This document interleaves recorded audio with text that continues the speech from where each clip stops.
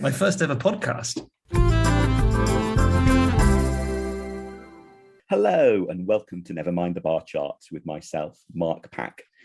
It's something a little different on the show this time, as I'm going to be talking about the 1960 US presidential election, or rather a board game about the 1960 US presidential election. This was the John F. Kennedy versus Richard Mulhouse Nixon nail-bitingly close contest. And to talk about the board game, I've got with me fellow Lib Dem, former Lib Dem Federal Policy Committee member, and I guess fellow geek, we might perhaps say. Hello, geek. Jim Williams. Welcome to the show, Jim. Hello. Lovely to be here. My first ever podcast. It's exciting. Wow, for such a digitally savvy person. It's quite remarkable. Well, I'll try and make your first ever podcast as Thank you. Be gentle. Enjoyable as possible. I guess we should maybe start with a quick recap on the 1960 US election, because that will be well known to some people, but it is an election from a good long before even I was born, let alone when you were born. Yeah, and I've learned everything I know about it from this game. When I actually got this game, I had to look up the election to figure out what happened. Yeah. So over to you. Yeah. I don't understand why there is not a brilliant Hollywood movie that has been made of this election, because it has got so much about it. Firstly, the two protagonists, John F. Kennedy for the Democrats, Richard Mulhouse Nixon for the Republicans, in their own way, two of the most famous US presidents. Now, Kennedy, particularly for his huge charisma, and then the tragedy of his assassination. And you can flick on a hired number Freeview channel most evenings and find some sort of conspiracy show about Kennedy's assassination. But Kennedy is one of the US presidents most known and heard of by people who don't really know anything otherwise about US politics and history. And then Richard Nixon, a two-time presidential election winner, but then kicked out of office off the back of the Watergate scandal. And it was Nixon who withdrew the US troops from Vietnam. So in terms of two of the biggest events in US history, but also ones that have, international recognition, in Vietnam and Watergate, he was at the heart of them. So this was the election that brought those two together. It's sort of like the equivalent, I guess, of a British general election that saw Gladstone and Disraeli up against each other, two titans of mid-century US politics. And it was nail-bitingly close. It was so close as an election. Even biographers who are favourable to Kennedy find it hard to conclude with certainty that there was no electoral corruption that tipped the election just in Kennedy's favour. Really? In both the Illinois and Texas, there are some interesting questions about the Democrat Party machinery and the sequence in which the votes came in. It was a turning point in the geography of the US. We now think of California as a diehard Democrat state, and the South as generally an area of Republican strength. In 1960, California was, if anything, a bit of a Republican stronghold, and the South was dominated by the Democrats. And there's a huge change in the political geography of the US that happens, with the South swinging from being a Democrat heartland to a Republican heartland, off the back of the Democrats taking up the cause of civil rights. And 1960 is at the heart of that massive social and political change. And then, of course, as if all of that isn't enough, on top of that, 1960 is the election that saw basically the first use of segmented marketing in elections. So Simulmatics Corporation, about which there's a brilliant book by Jill Lepore called If Then that came out a year or two ago. It's won all sorts of awards, absolutely rightly.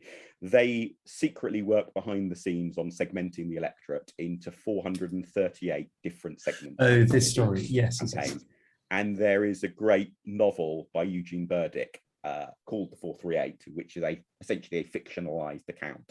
And there was all sorts of then falling out between the Kennedy campaign and Simulmatics about how much public credit Simulmatics subsequently came for Kennedy. So in terms of whether you're looking at the drama of the big figures, whether you're looking at massive social issues like civil rights, whether you're looking at the political geography of the US, whether you're looking at campaign tactics and marketing, 1960 has it all in spades. So it is absolutely the right US election to do a board game out of. And it should be. I mean, it should be a Netflix 16-parter amazing TV series or a Hollywood movie that has everyone raving. And yet, there's quite a good documentary film about it, but it's surprisingly unrepresented in fiction. But it's not surprisingly unrepresented in board games. If I watch that documentary, Mark, am I any more likely not to lose to you at this game next time we play it? Dear listeners, what I have very kindly not been mentioning so far is Jim and I have played this game twice, and the score is currently 2-0. And not only 2-0, I mean, the first one was close, but the second one, you absolutely thrashed me. I think when I asked you, has any presidential contest been this heavily weighted towards one candidate? Your answer was something like, only once in the history of the US has anyone lost an election I did badly. point out that you did better than Walter Mondale did against Reagan in 1984, but that's not the You're extremely kind. You're extremely kind. I mean, we'll come on to sort of what makes the game so fun in a moment, but I think that's one of the things I really like about the game is, although I may have won quite comprehensively, it only swung really heavily my way right near the end of the game. Yeah, both and times. Therefore it's a really fun game because all the way through it feels like it's quite close. In that sense, I guess it's a bit like, I don't know, perhaps the 1992 or 2015 general elections in Britain, that you look at the election result at the end of it and you think that was quite, that was one thing, but in the run up to it, it felt like it may very easily have been a different answer. So it was quite a fun game in that respect. And before we get into some of the overlap between reality and the game, let's talk a little bit about the game itself first. So, Jim, do you want to just give a little bit of a sketch of the basics of the game? Yeah, absolutely. So what you should imagine is a large board that shows a map of the United States with the electoral college values of each state as they were in 1960. And one player is Kennedy, the other player is Nixon. You're sitting facing each other across this map, and you are vying for control of each of these states. And the game will play out over, I think, 9 fixed turns. And by the end of it, you tot up the electoral college values of each state and see how horribly Mark has won. The way it works is that each of the 50 states is essentially a little tug of war, and each player is choosing which state to invest their time and their focus in to try and pull it in their direction. And if they bring it just a little bit over the line in a first past the post approach, they then win that state, and the other player has to try and pull it back. But obviously there are 50 states, you can't invest everywhere. So the main question is, which states do you invest in? Where do you move your candidate around the map in order to concentrate in which regions? And then, of course, you are distracted by the more strategic questions, the big issues of the day, how far to invest in media and advertising, how to get endorsements. And all of this together creates a situation, as you said, Mark, where as you're playing through the game, it's all nail-bitingly close, right to the last minute, where you do the delightful arithmetic of figuring out the electoral college votes. And because the first time we played, it was the very last card play of the very last turn that swung the game to me. But it wasn't just that was like, you're lucky and you roll a double 6 as the very last dice roll and it's just pure luck. No. There was a build up to it that set up that possibility for the very last card of the game to win. But obviously I particularly enjoyed that because it made me think I won. But what it meant also was you hadn't, say, spent the preceding half an hour thinking, oh, I'm about to lose. No. Which is really important. So I think that the listener needs to know that this game, the first time you play it, it's going to take you a good 3 to 4 hours. And probably once you've played it 2 or 3 times, I imagine you can get it down to 2 hours. But it's too much fun to want to hurry. And it would be terrible if for the last hour or half hour, you just knew you were going to lose. And the game does a brilliant job of avoiding that. You can clearly have a sense that the other player might be ahead, but there are always so many options for how you can try and win things back. And it's only ever really revealed in the last turn or two who has won. Yeah, and there's a really clever, almost self-writing mechanism in that respect, isn't there? That to resolve various things that with other games you might have dice rolls, you pull coloured cubes from a bag. Yeah. And yeah. each player has their own coloured cubes, and you start off with equal numbers in the bag, but you can do various things in the game that give you more or fewer cubes. And so you can end up with a bag that's, say, heavily tilted your way or heavily tilted your opponent's way. And then when you do a draw from the bag, you might get your colour cube out and therefore win whatever the thing is that that draw was being done for. But of course, the very act of doing that has then tilted the bag's contents a little bit towards the other player. So although you can have a run of success, that run of success in itself gives the other player a better chance of success. Looking at sort of accounts online from other people who have played the game, it doesn't seem to be a game where someone can run up a big lead early on and then it's just dull all the way through. This is much more a roller coaster, isn't it? Yeah, absolutely. And what's wonderful about it is that there is some luck in the game, and I think we should talk more about that. But the real focus of the random entirely, absolutely. I was thinking about that actually. Given that you have now published, I believe, the third edition of the book entitled "101 Ways to Win an Election." Is that right? Which I did read 5 years ago. I've decided that next time we play, you need to have a handicap of 101 electoral college votes. And that way I may just about win. But the luck, this key luck element in the game, the bag, I think it's worth focusing on it a bit more.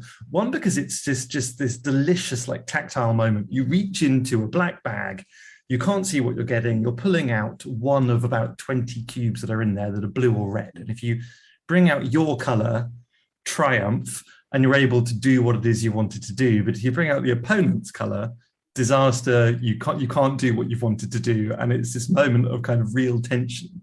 And as you say, the way that this bag fills up with your color is by taking actions that are perhaps more gentle on the board itself. Whereas if you take actions, and we'll explain, I think, in a moment how you choose between these two routes, but if you take actions that are more intensive on the board, you aren't necessarily investing less in that bag itself. Yeah.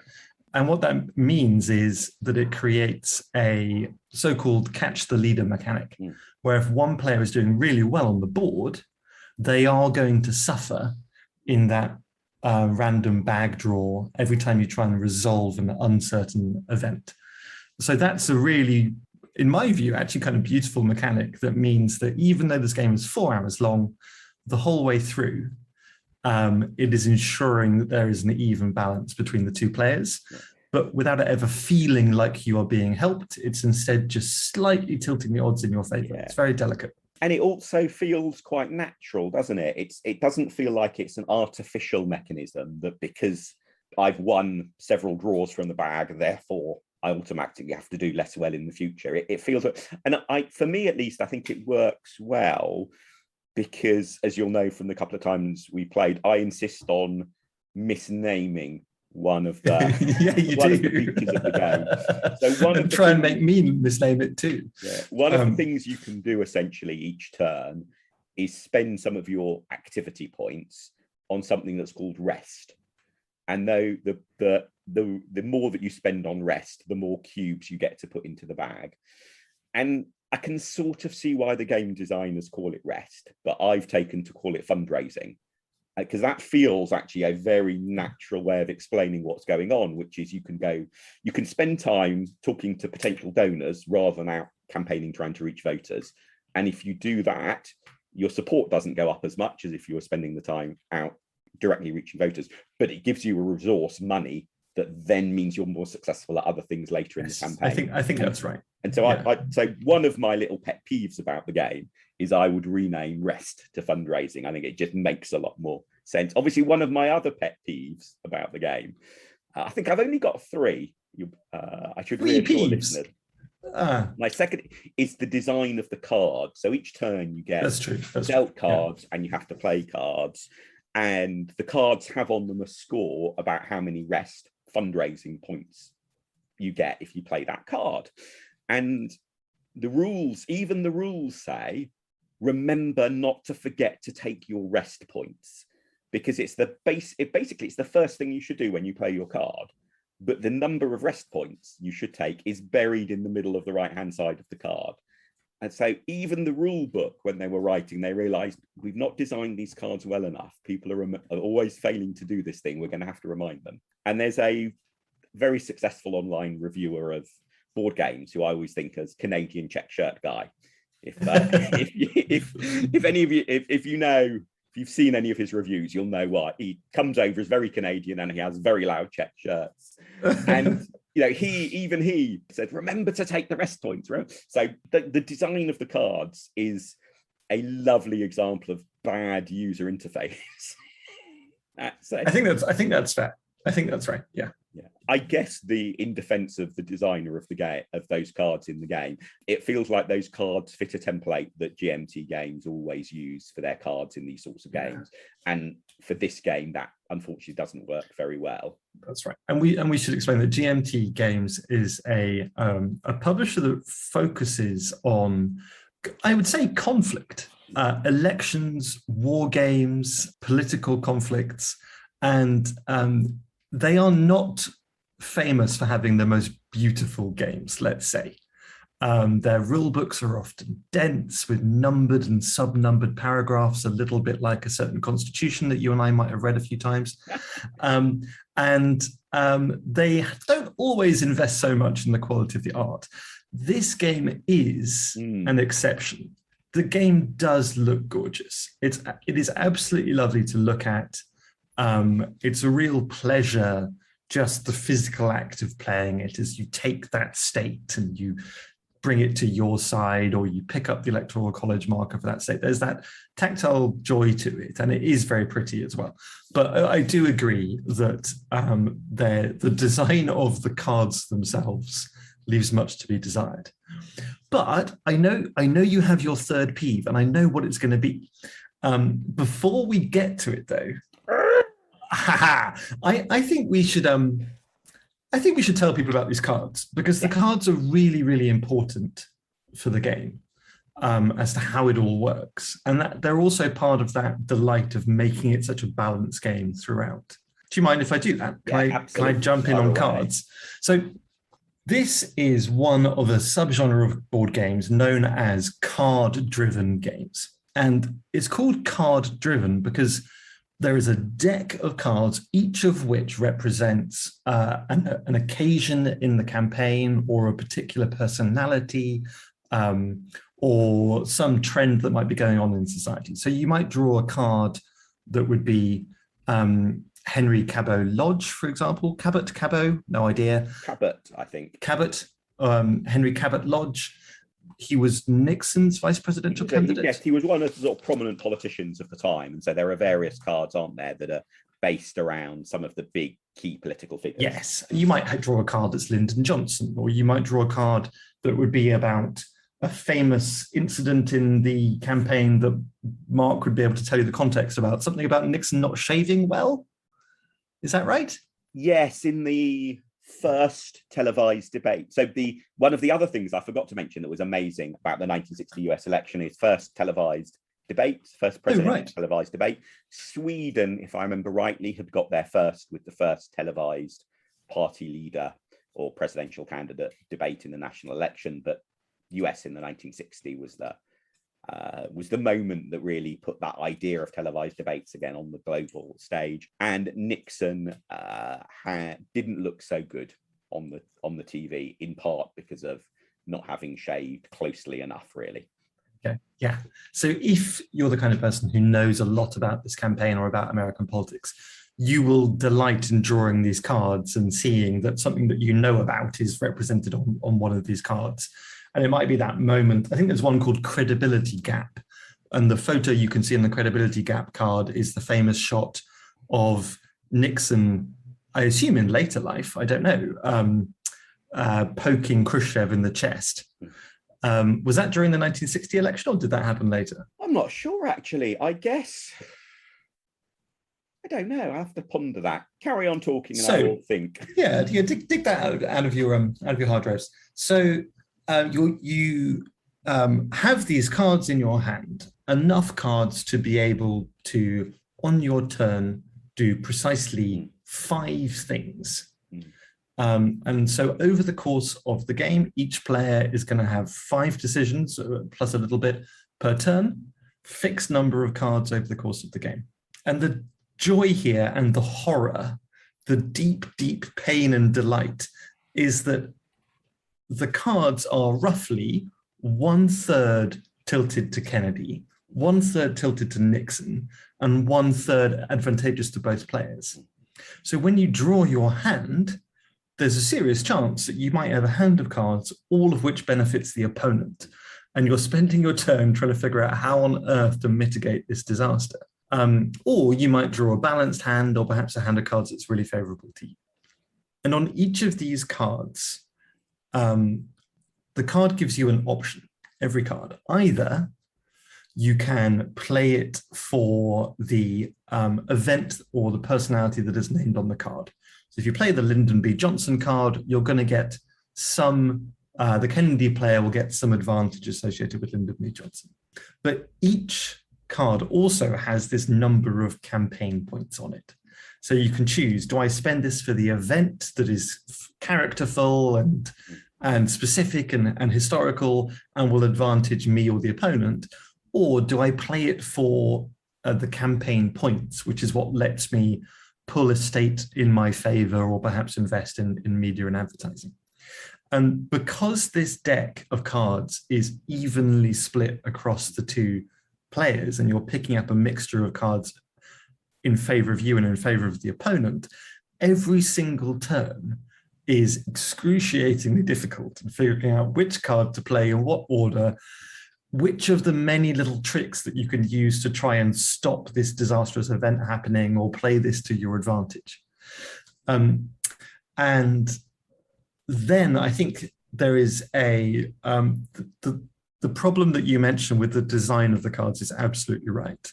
And that's even more so in the portion of the game, it's quite a strange portion of the game actually, that simulates the television debates themselves.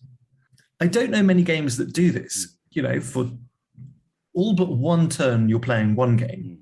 And then all of a sudden, many other games. There's this mini game that you do for one turn, totally different from the rest of the game. And that is a 3rd level of information on the same cards. The first level being the event or personality it's describing, the second being the campaign points versus rest points, and then the third being how this card plays into the debates.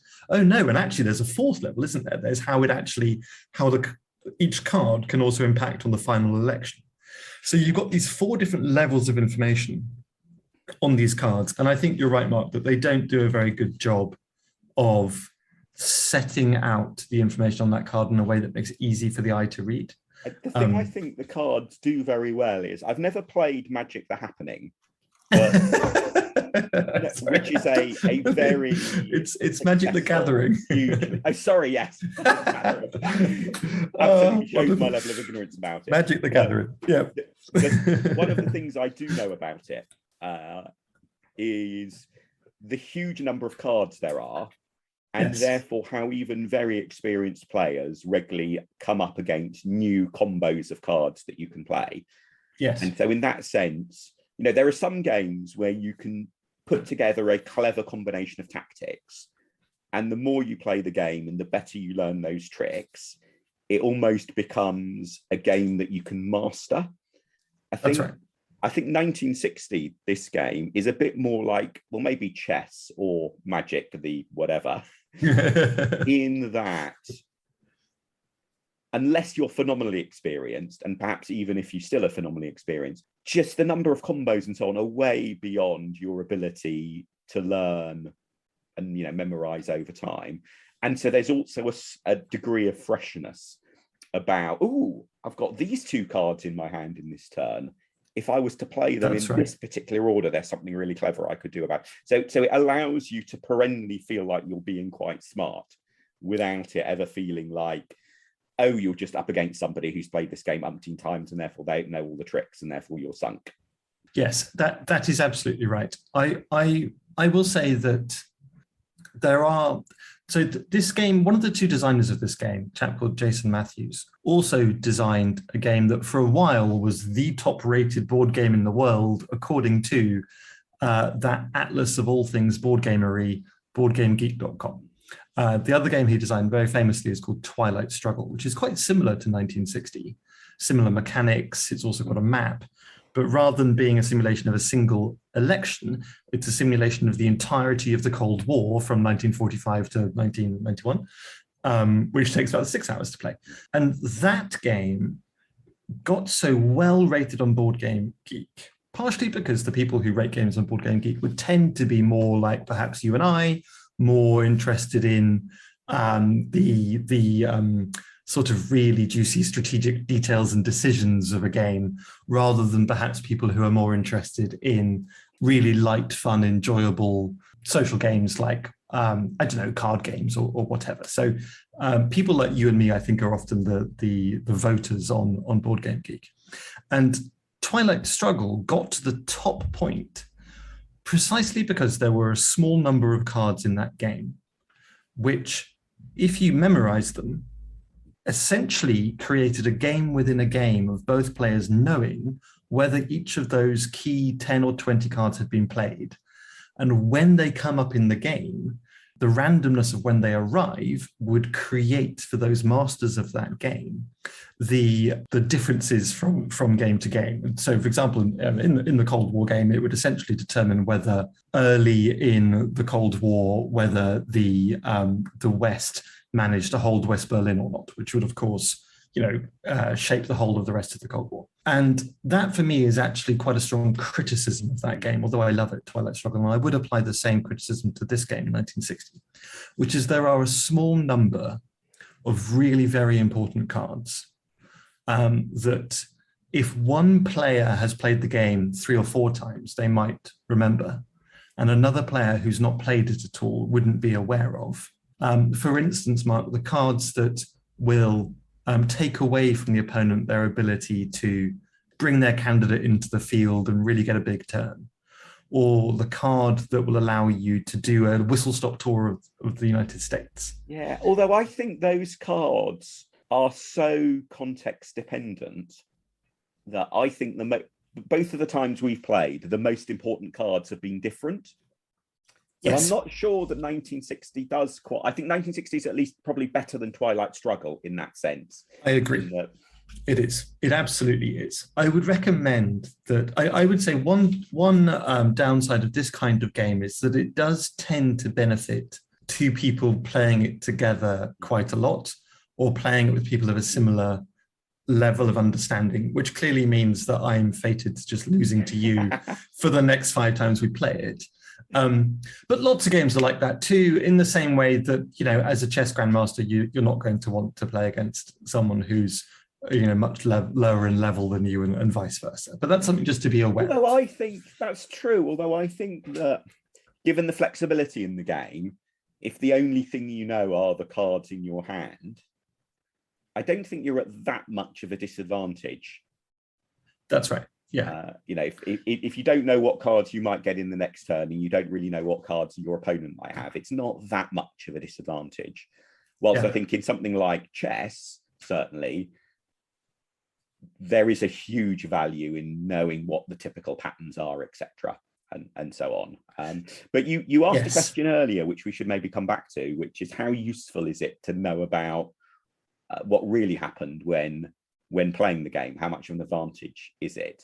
And I think, the thing I really like about the game is it's one of those games that is gently sort of educational without being in your face educational. So the fact that it's a real map of the US with all of the states in the right places and so on, it tells you something about the geography of the US, without sort of forcing it down your throat in a didactic fashion. You learn about. But also you learn about interesting things like how California used to be a Republican stronghold. Right. Well, the South used to be Democratic, which I did not know at all until I looked at the map for this game and saw that the South was all blue.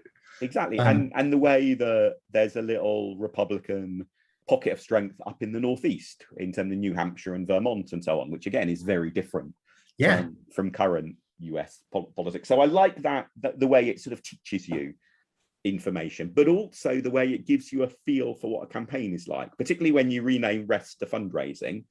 That sense of the choice between going after voters and going after money is a very real choice. And those choices about geography. So one of the questions for whoever plays the Kennedy side in the game is all pretty much the Midwest and the West Coast is a Republican zone. And California starts off Republican, and most of the Midwest and far West, as it were, is Republican. So should you bother with campaigning in the West of the country or not? Right. Or should you just write it off? Yeah. And the way I think both times we played, it really boiled down to 2 or 3 swing states where the candidates were hammering again and again and again and again. Yeah. Again, in a way that is very reflective of real elections. Yes. You think back over the last few US presidential elections, in each of them, you ended up with a small handful of swing states, despite the fact that it's a national election and all of that. So a lot of the dynamics of real politics, I do think, come through a bit in the game. So certainly I think playing the game helps you better understand what goes on in political campaigns. I'm not sure whether the reverse is true, because although obviously I beat you both times because of superior, I'm not quite sure why I beat you. We are perplexed. You're being a gentleman. I mean, there are some clear errors I made in both games, and I can't point to any errors that you made. But at the same time, we did spend quite a long time trying to understand why my second loss was quite so catastrophic. And I think this points to one thing that is both delightful about the game, but also might be frustrating for some new players, which is that, and I know that actually you pointed this out the first time we played it, didn't you? That nothing about how you learn the game actually helps you understand what is a good way to play and what will help you win. And there are a number of really elegant interlocking systems here. There's that rest or fundraising, to indulge you, system. There's the system about how not only are you choosing between campaigning in states or resting to build up your funds, as it were, but you also choose between those two things and television advertising, which is a third area of competition. And the fourth is 3 key issues: defense, economy, and civil rights, I believe. And all of these mechanisms, they have slightly different rules, which is going to be a little bit frustrating for a first-time player. So I do very strongly recommend that one player spends a lot of time with the rulebook understanding the differences between those different systems.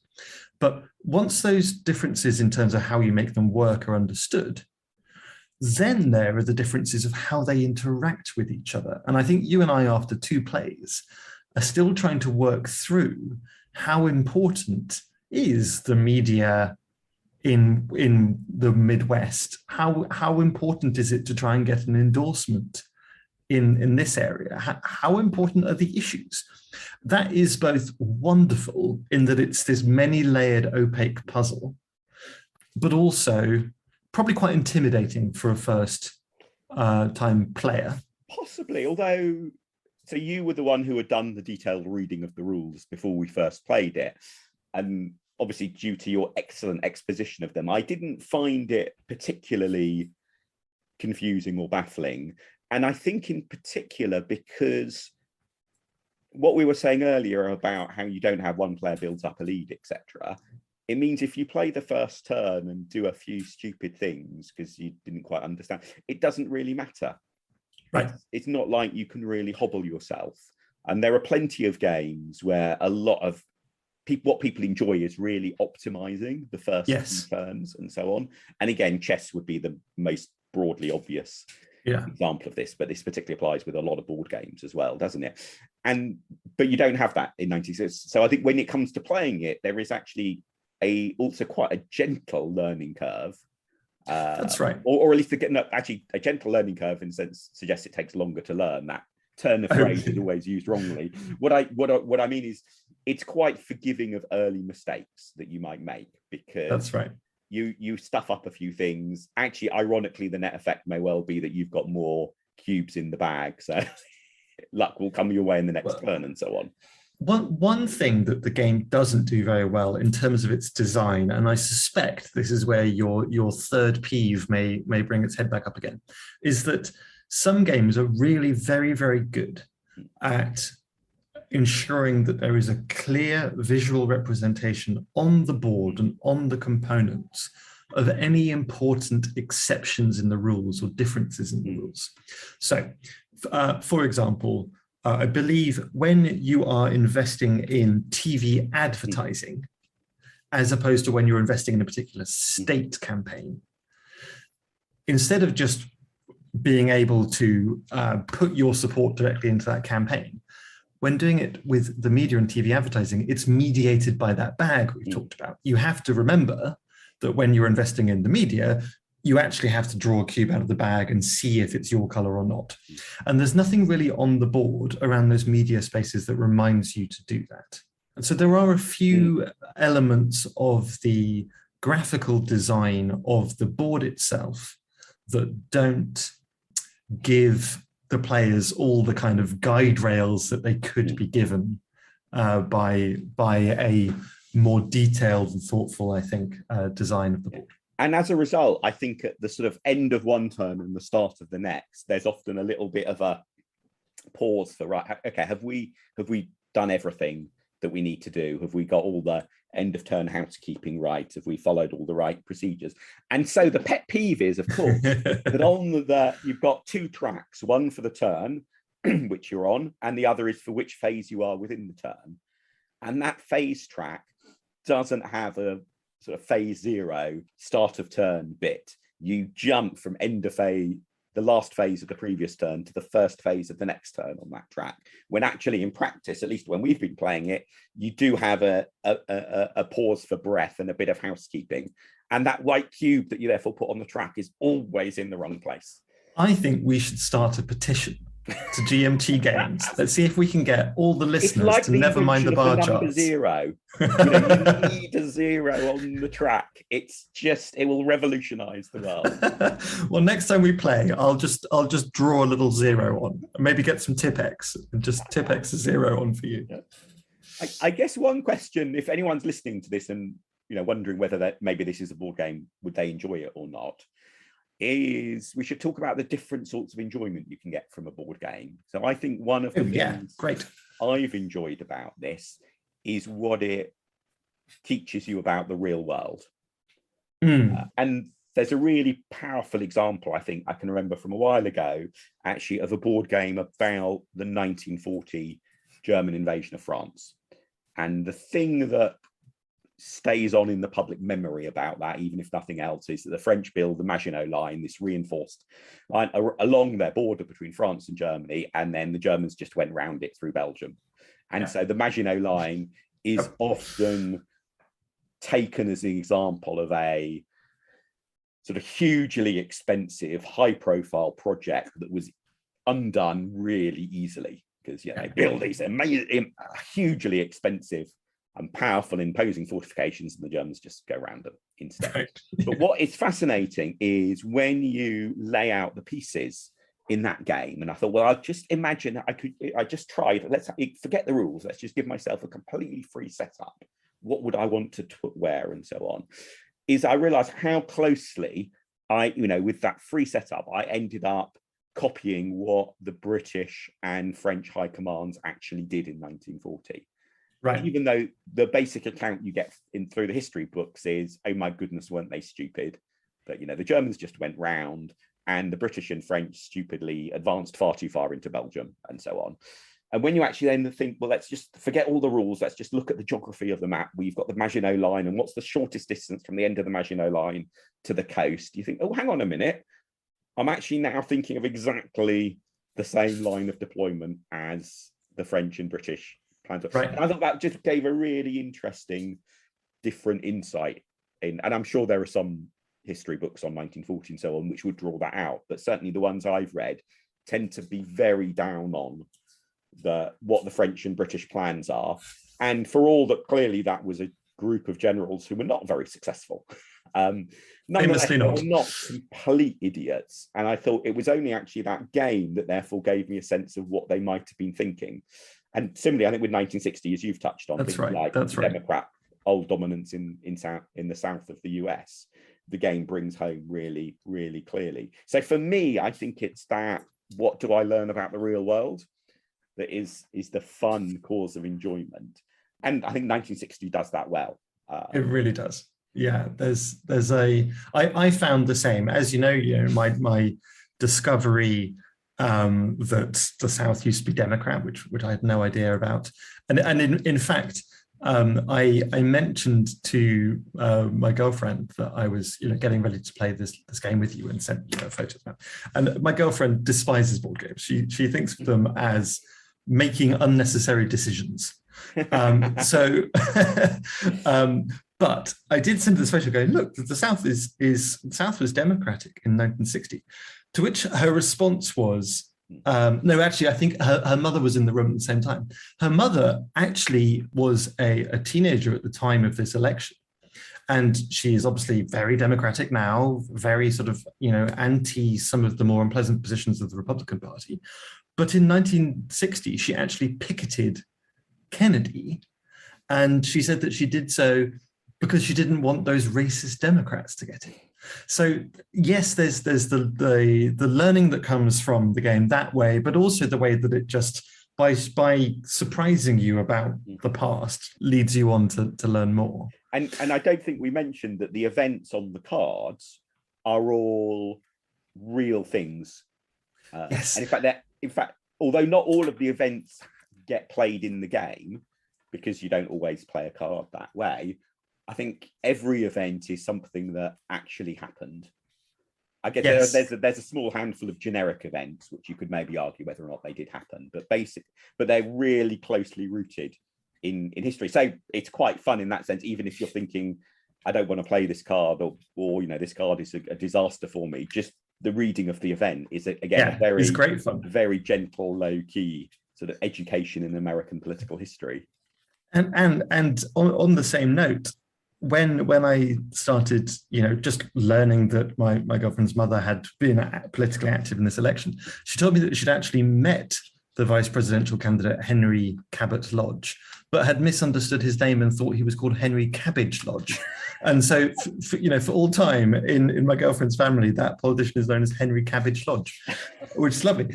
The other thing that I think the game does a very good job of doing is, as you mentioned briefly earlier, not only explaining why campaigns focus so much in swing states, but putting, in the same way that war game you're talking about put you in the position of the French and British generals, this game puts you in the position of the candidate, and you are free to choose to invest your time in North Dakota should you want to. There's no rule telling you not to. Please do next time, Jim. Next time. Yes, exactly. Well, maybe this is the way in which you can give me your 101-point handicap, is that you start only with North Dakota.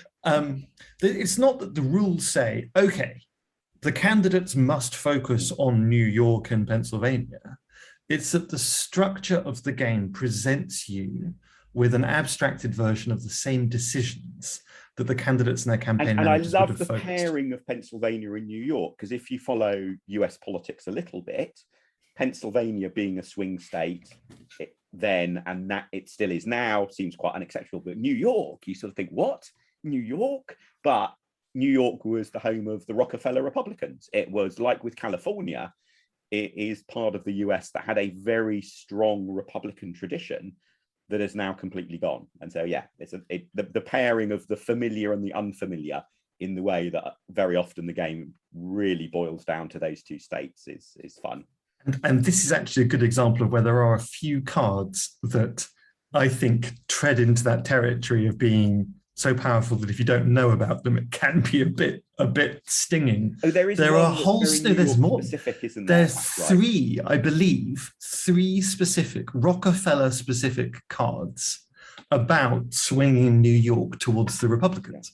So you can invest really heavily in New York as the Democrat player, and then suddenly this damn Rockefeller chap comes out again for the third time in the game and says, nope, I have declared that New York is now Republican. But once you know that that's there, that fundamentally changes the experience of the game for both players. Because the first time round, that's true. It's this discovery. It's like, oh God, New York has just switched to Republicans.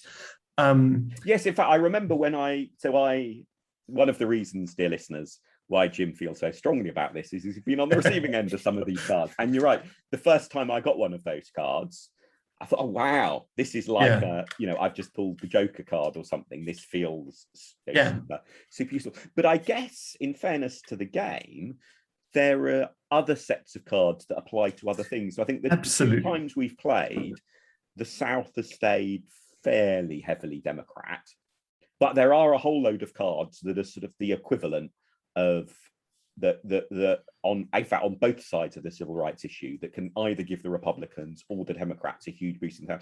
I think those New York cards have been so important when we've played because we had already got sucked into New York, Pennsylvania being the key battlegrounds, and that we ended up with a slightly different geography.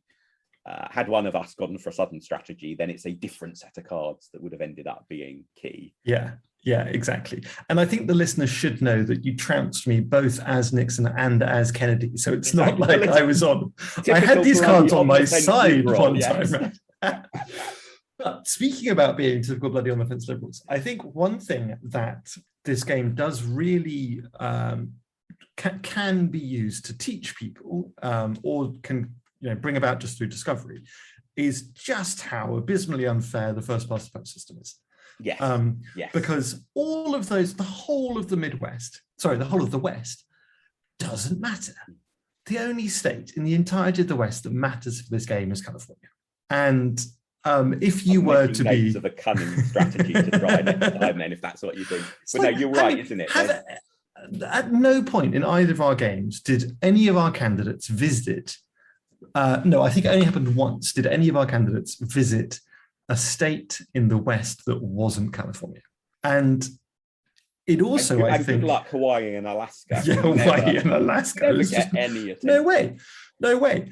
And so, if, like me and many others who I'm sure are listening, that you are, a dedicated supporter of Campaign for Fair Votes in the UK, and in particular the wonderful work of Make Votes Matter, the UK entity that is spearheading that campaign, you can take kind of greatly enjoyable, righteous fury about the unfairness of the first past the post system as it is set forth in this game. So there's lots of different ways in which it can teach and learn, teach and help you learn. And I think that really factors in to something that I love about board games. So you mentioned that you love the way that you learn about the world through the games, and I obviously share that too.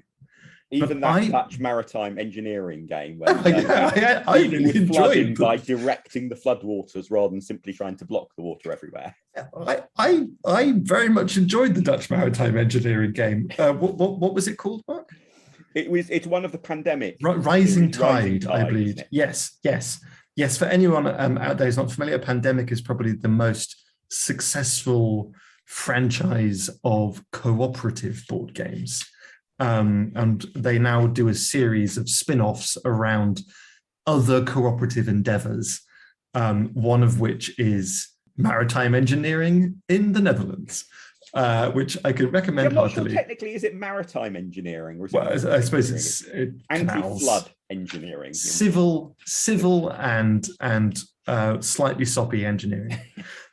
But one thing that I love about board games is the way in which the mechanics of a well-designed game serve to transport you to a different time and place. More famously, it would be the setting of the game, the fact that you're looking at a map of 20th century America and the cards all have names of politicians and civil rights events on them. But the fact that the mechanics put you in a position where you are having to make decisions similar to the decisions that those people made, that is delightful in and of itself. It's delightful as a way of being sucked into something that isn't, the day-to-day concerns of life, but is something that's really fun and engaging. But it's also just delightful as an intellectual exercise And I would encourage anyone who enjoys, board games or enjoys thinking about rules and systems and stuff like anyone who has read the Lib Dem conference standing orders. Yes, exactly. To have a go at trying to define a set of rules that no matter who comes along and sits down, picks up those rules and plays that game, will find themselves making the same kinds of decisions. It's extraordinarily difficult. And I think that, and I say that partially because perhaps after all my years of trying to design board games, I haven't yet successfully designed one. So maybe it's just difficult for me. But there is a beauty to that, the way in which a simple set of rules can create for lots of different groups of people the same kinds of tension, the same kinds of decisions, the same kinds of delight and excitement and drama. Of complex patterns that happens, which is, has become quite a large part of science in terms of understanding, for example, flocks of birds and so on, and how you get these hugely complicated movements of large swarms of birds, where each individual bird is actually only making a relatively small number of relatively simple decisions, but you add that together and it produces this amazing, beautiful, breathtaking swarm of birds sweeping graciously. I don't know where to go exactly. And I think you're right. For a game designer, part of the pleasure must be coming up with the equivalent set of rules. Although I guess the thing is that what gives a lot of, say, scientists involved in studying things like swarms of birds real pleasure is being able to boil it down to the simplicity of the explanation. And that's almost the slightly caricatured heart of brilliant science, is you come up with the one theorem, the one equation. Yes. Board games, you look at their rule books. Oh my goodness, board game rule book writers do not love simplicity and clarity. Well, they are famously in need of some editing, improvement, sub-editing, rewriting. Yes, throwing in the bin, starting again. And in fact, I wish I could remember the name of that chap who you refer to as Canadian checked shirt chap. I bet you if you Google Canadian check shirt game review. Oh, I'm so embarrassed I forget his name. Let me just try this live and see whether that works. So I'm going to type Canadian check shirt game reviewer. What do you reckon? I don't know. It's not going to work. It's not going to work. Review. Oh, I've misspelled reviewer. Let's see. Well, that's your problem. No, it doesn't. However, if you no, that's the thing though, Mark. The reason I bring him up, he's not a reviewer. This chap dedicates himself to the noble cause of the crusade against rulebooks. He does videos about how to play board games, and he just takes each game. I think it's called "How's It Played" or and "How to Play." I think he must be very self-aware, given how successful he is as a YouTuber, about how amusingly pedantic he is in the early stages of his videos, where he talks about you have to unfold the board, you have to place the board flat. It's. I don't know if he actually does this, but in my memory, he even does things like holds up a dice to the camera or a die. Get me in the Twitter comments about whether it's die or dice if it's singular. He holds up a dice to the camera and rotates it around each of the 6 faces to say, and it's numbered 1, 2, 3, 4. He must do that knowingly, given how successful he is, in fairness. Yes, I've just looked him up, and this is the famous, world famous Rodney Smith, who has made, I think, a very good career and living out of offering his services to board game designers as someone who will record a video that explains the rules.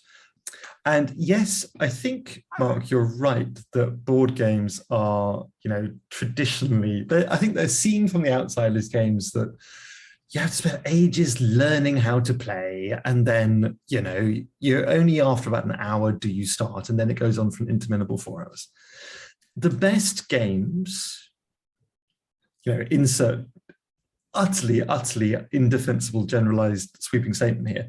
The best games are the ones that generate that quality of delightful, horrifying experience from a very simple set of rules. And I would say 1960 isn't that. 1960 is a game that through the depth of the setting that it evokes and how the rules, the mechanics of the game put you in the shoes of those historical characters, you actually effectively reenact that setting between you. But you couldn't say of this game it's one that brings about that experience through simplicity. No. But there are, for those people who listen to never mind the bar charts, but have not yet had a positive board game experience, there are actually many games out there. So what would you recommend? Are very quick to learn. Ooh, putting me on the spot. I knew this was going to come and I haven't prepared for it. How about let me come back to you at the end of this with some games that I would recommend for politicos. That are an easier starting point, or games that are just bring about that kind of joy from a simpler rule set. Well, I was about to wrap up. Oh, actually, no. Come to think of it, I've got loads. Means coming back. Well, actually, no. I've just thought of quite a few. Actually, okay. So excellent, far away. So first up, in terms of games that bring about a brilliant experience, but from simplicity of rules, just thinking about this from a game design perspective, games I would recommend in totally different, nothing to do with politics, would be the game Codenames by everyone's favorite household name board game designer Vlada Chvátil, who Codenames, it's very widely available. I think you might even be able to find it in places like Waterstones, and it's a party game in the same kind of genre as things like Articulate or Charades or whatever. And what it does is put you in two teams of 2 to 6 players, and you are engaged in a very simple, agonizing game of competitive deduction that I could not recommend any higher. I played it for the first time while I was sitting waiting to present the design of a board game to Vlada Chvátil himself. That was probably the thing I have most failed at in my entire life. The single biggest burning catastrophe of a failure is my pitch of a board game to Vlada Chvátil. But I did play Codenames just before. Quite grim Lib Dem committee meetings. So I crashed, I burned, I immolated. Yes. And nevertheless, despite that horrifying experience, I just love this game Codenames. So for anyone who is just looking for something that you can really play with anyone, the whole family, and have tremendous fun, and you could bring it out for years on end, there's probably no better investment than Codenames. But let's have one other recommendation then maybe a more political one. A more political one. What I would say actually is, in terms of this exact genre of card-driven games, by which we mean games where you're drawing from a deck of cards and those cards govern the decisions that you can make, I would say that the best place to start is another game by the same designer called 13 Days. It's the same mechanics, but it's a game that plays in probably 20 minutes, and it is about the Cuban Missile Crisis. So again, we've got Kennedy, but this time facing off against Khrushchev, I guess. Yeah. Khrushchev. Exactly the same, but condensed. So that would give you an introduction to the card-driven mechanics. And once you've got that, 1960 is going to be much less intimidating as a starting point. Excellent. Well, we could go on forever on this. Oh yeah, topic. I mean, there's masses and masses. We probably should wrap it up at that point. With hopefully we have given listeners a little bit of a sense of the fun that can be had from 1960, the board game, and maybe even a bit of encouragement for people who aren't current board gamers or haven't been for a while to try breaking out a board game and give it a try. I should just say everything we have talked about is so much more fun than Monopoly. If your idea of board games is Monopoly, there's another world out there. It's okay. So thank you very much to you, Jim, for coming on the show. And thank you very much to everyone for listening. People can find as I always say, this podcast on Twitter at Barchart Podcast, but particularly keen to hear feedback on this show. Would you like to hear more board game reviews? Do Jim and I basically have to spend more time playing a political game so we can review another game on a future episode or not? Please do send in your feedback to let us both know. Look out in the show notes for follow-up links to what we've discussed and how to get hold of a copy of the different games that we've talked about. And of course, if you like listening, please do tell others about this podcast and give it a rating or review in your favorite podcast app. So thank you for coming on the show, Jim, and thank you to everyone for listening. Yeah, well, thank you. This has been really, really fun. This is my first podcast, and I am grateful for the opportunity, and I'm leaving it with a big smile on my face.